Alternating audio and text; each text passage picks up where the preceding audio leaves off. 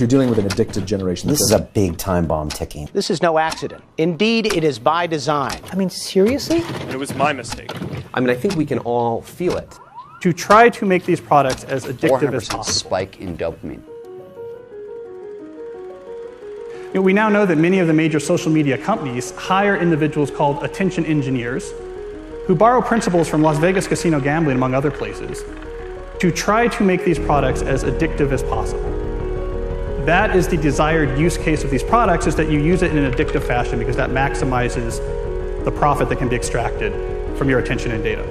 It literally is a point now where I think we have created tools that are ripping apart the social fabric of how society works. That is truly where we are.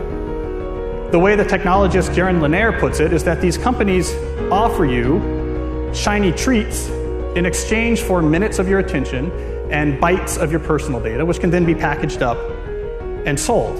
What happened is that the attention economy and this race for attention got more and more competitive. And the more competitive it got to get people's attention on, say, a news website, the more they need to add these design principles, these more manipulative design tactics, as ways of holding on to your attention. You don't realize it, but you are being programmed. Social media tools are designed to be addictive. The actual desired use case of these tools is that you fragment your attention as much as possible throughout your waking hours. That's how these tools are designed to use. Well, we have a growing amount of research which tells us that if you spend large portions of your day in a state of fragmented attention, so large portions of your day where you're constantly breaking up your attention, take a quick glance, do a just check, and just quickly look at Instagram, that this can permanently reduce your capacity for concentration. I am especially worried about this when we look at the younger generation coming up, which is the most saturated in this technology. And it's very addictive because if you pull on the slot machine arm enough, you will win. And you never know which pull will reward you. That's an addictive behavior, and it's dopamine that is driving that addiction. So what happens with social media is Robert Sapolsky, who did the foundational research on this at Stanford, calls it the magic of maybe. When you look at your phone and maybe there's a text there and maybe there's not, and you don't know, when it shows up, that high you get, that's dopamine. It's the magic of maybe. Maybe it'll be there, maybe it won't. When it shows up, you get a 400% spike in dopamine. That is roughly the same amount of dopamine as you're getting from cocaine. It's slightly less than an extremely addictive drug like cocaine. And that's what's happening. We really care what other people think of us. So for example, when you upload a new photo, a new profile photo of yourself on Facebook, that's a moment where our mind is very vulnerable to knowing what other people think of my new profile photo.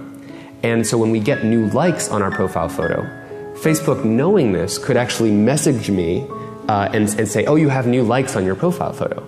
And it knows that we'll be vulnerable to that moment because we all really care about when we're tagged in a photo or when we have a new profile photo.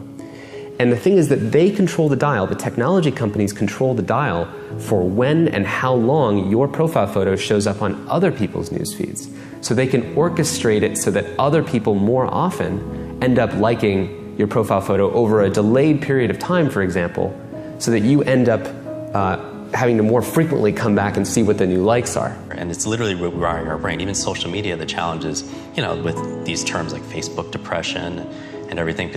What's that? This is social media depression because whereas everyone's looking at their feed and they're comparing their lives to other people, their highlights of other people's lives. Wow. And there's actually less life satisfaction, more sadness, depression, and stuff like that. And it's interesting because if you think about things that, routinely produce a lot of dopamine, alcohol, for example, there's a drinking age, right? We have a drinking age. The alcohol releases a whole lot of dopamine. It makes you feel really, really good. We say, okay, you can have that, but you've got to wait. You've got to be 21 years old. We don't do that with social media. We're, essentially putting highly addictive drugs into the hands of kids before they have any natural defenses against them. And what you're seeing with internet addiction, with social media addiction, is the same thing over and over. It's people trying to change their state of consciousness with a device, trying to get at the underlying neurochemical chemistry, and it's very, very addictive. And so I would say the problem with the gadgets, and they're amazing things, is that they interfere with they proximately interfere with medium to long-term goals, I would say. And so I think the first thing you have to do to bring them under control is figure out what it is that their use is interfering with. It has to be something important. Right? So you think, well, I want to do something important. Well, what is that? Oh, it could be personal. Maybe you want to have a relationship. You want to get married. You want to have kids. You want to have a career that's meaningful. You want to have a life. You want to have an Abrahamic adventure and be the father of nations, let's say. Well, you can't be ratting away on your cell phone and doing that. And so I think part of it is to set your sights high and make a plan and figure out who you could be and see if obsessive utilization of smartphone fits into that vision of nobility. And it will partly, because they're unbelievably powerful communication devices. But so often it's for lack of something better to do. And it also interferes. Imagine like when you take that to the extreme, where, bad actors can now manipulate large swaths of people to do anything you want. It's a really, really bad state of affairs. And we compound the problem, right? We curate our lives around this perceived sense of perfection because we get rewarded in these short-term signals, hearts, likes, thumbs up, and we conflate that with value and we conflate it with truth. And instead what it really is fake, brittle popularity that's short-term and that leaves you even more, and admit it, vacant and empty before you did it. Because then it forces you into this vicious cycle where you're like, what's the next thing I need to do now? Because I need it back.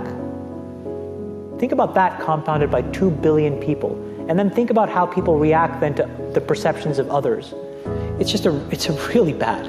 So we know from the research literature that the more you use social media, the more likely you are to feel lonely or isolated. We know that the constant exposure to your friends' carefully curated positive portrayals of their life can leave you to feel inadequate and can increase rates of depression. And something I think we're going to be hearing more about in the near future is that there's a fundamental mismatch between the way our brains are wired and this behavior of exposing yourself to stimuli with intermittent rewards throughout all of your waking hours. So it's one thing to spend a couple hours at the slot machine in Las Vegas, but if you bring a slot machine with you and you pull that handle all day long from when you wake up to when you go to bed, we're not wired from it. It short circuits the brain, and we're starting to find that it has actual cognitive consequences, one of them being this sort of pervasive background hum of anxiety. Here's the thing. The world we live in isn't real. Social media isn't real. And by design, social media rewards us for showing our best life. The edited, posed, champagne, Michelin star, holiday, orchestrated best angle of our life, the highlight reel. But you don't ever see real life, the 99% of our lives, the behind the scenes, the unglamorous, unfiltered, day-to-day, bland normality. And you end up comparing your behind the scenes to other people's fake highlight reel and using others as a mirror or benchmark for how you should look, how successful you should be, or how you should live. These fake comparisons will only serve to make you feel inadequate and inferior to something that isn't even real. Research continually shows that comparing your life to someone else's creates envy, low self-confidence, low self-esteem, and depression. You compare yourself to other people every single day, consciously or subconsciously, and no matter what I say, you're not going to stop because comparing one thing to another is a natural human thing to do. Whether we want to admit it or not, a big reason why anything has value is because there's something worse or better to compare it to. Think about it. An old brick of a mobile phone with a big aerial is only considered amazing in a world before the smartphone. The horse and carriage is only considered a phenomenal mode of transport until the car comes along. The answer isn't to stop making comparisons, because unfortunately we can't control that. But you have to change the object of your comparison. From someone else to yourself. You have to measure yourself against yourself. And by doing this, you start at a base point where you consider yourself to be perfectly fine exactly how you are. But it also is the most effective, motivating, and healthy way to work to improve yourself. You'll become your happier self when you stop putting pressure on yourself to be more like someone else, and when you start comparing real to real. We're in a really bad state of affairs right now, in my opinion. It is eroding the core foundations of how people behave by and between each other. And I don't have a good solution. My solution is I just don't use these tools anymore. I haven't for years. It's created huge tension with my friends, huge tensions in my social circles. If you look at my Facebook feed, I've posted maybe 2 times in 7 years. 3 times, 5 times. It's less than 10. And it's weird. I guess I kind of just innately didn't want to get programmed. And so I just tuned it out. But I didn't confront it. And now to see what's happening, it really bums me out. Back in the 1970s and the early 80s at Xerox PARC, when Steve Jobs first went over and saw the graphical user interface, the way people talked about computers and what computers were supposed to be was a bicycle for our minds. That here we are, you take a human being, and they have a certain set of capacities and capabilities. And then you give them a bicycle, and they can go to all these new distances. They're empowered to go to these brand new places and to do these new things, to have these new capacities. And that's always been the philosophy of people who make technologies. How do we create bicycles for our minds to do and empower us to feel and access more? Now, when the first iPhone was introduced, it was also the philosophy of these technologies. How do we empower people to do something more? And in those days, it wasn't manipulative because there was no competition for attention. Photoshop wasn't trying to maximize how much attention it took from you. It didn't measure its success that way. And the internet overall had been in the very beginning not designed to maximize attention. It was just putting things out there, creating these message boards. It wasn't designed with this whole persuasive psychology that emerged later. If you feed the beast, that beast will destroy you.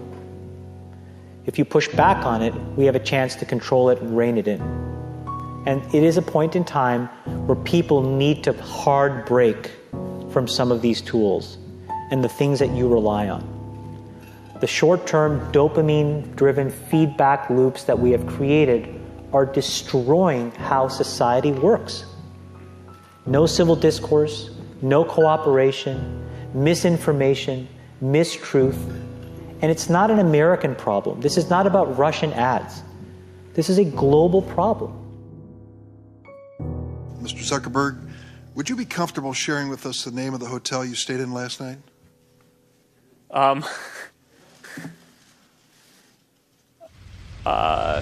No.